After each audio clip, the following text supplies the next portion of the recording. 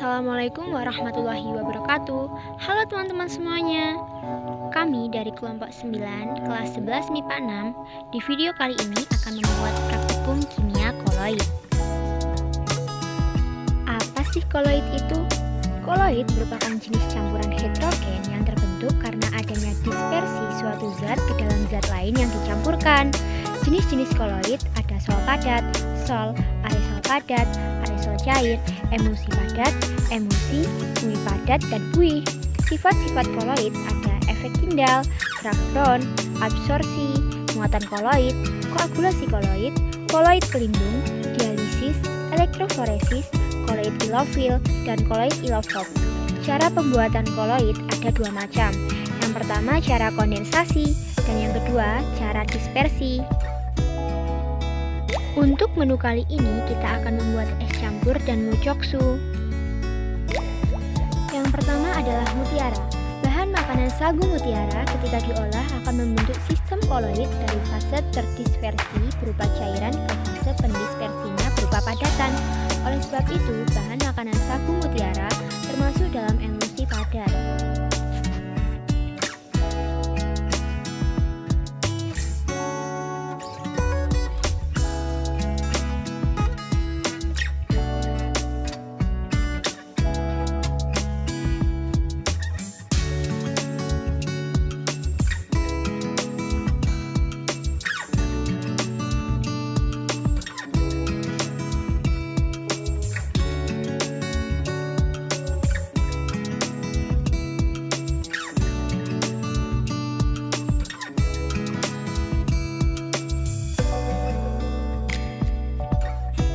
Yang kedua adalah agar-agar. Agar-agar disebut koloid karena dalam proses pembuatannya terbentuk struktur gel yang tercipta karena ketika dipanaskan di dalam air, molekul-molekul agar-agar dan air bergerak bebas. Kemudian saat didinginkan, molekul-molekul agar-agar merapat satu sama lain, memadat dan membentuk kisi-kisi yang mengurung molekul-molekul air, sehingga terbentuklah sistem koloid padat dan cair. Pada sistem koloid ini, yang menjadi fase terdispersi adalah air dan yang menjadi fase pendispersi adalah molekul agar-agar.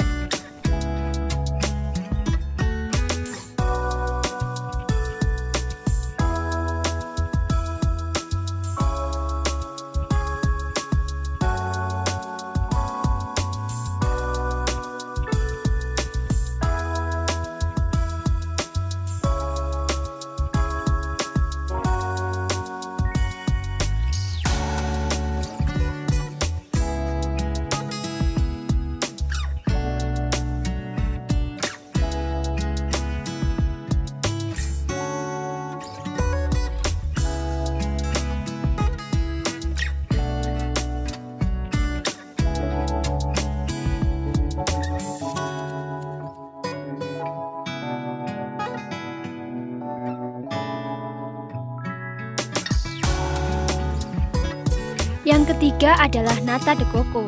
Nata de coco ketika diolah akan membentuk sistem koloid dari fase terdispersi berupa cairan ke fase pendispersi berupa padatan.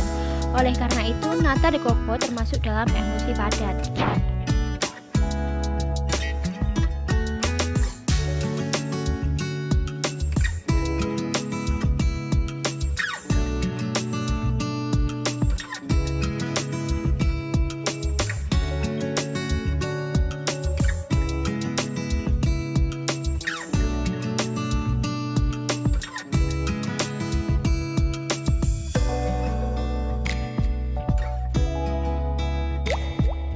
Yang keempat adalah susu. Susu termasuk emulsi cair karena zat fase cair terdispersi dalam zat fase cair. Artinya zat terdispersi berfase cair dan zat pendispersi berfase cair. Yang kelima, roti. Roti tawar merupakan salah satu jenis koloid yaitu buih padat. Buih padat adalah sistem koloid dengan fase terdispersi gas dan dengan pendispersi zat padat.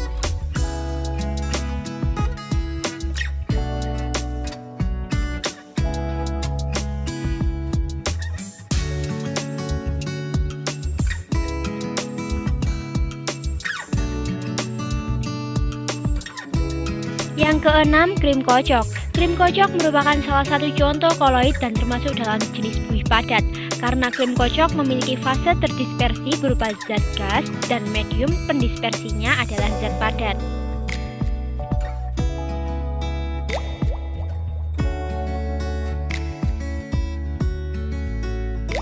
Yang kedelapan, mangkok kaca berwarna, termasuk koloid sol padat dengan fase zat terdispersi dan zat pendispersinya adalah sama-sama padat.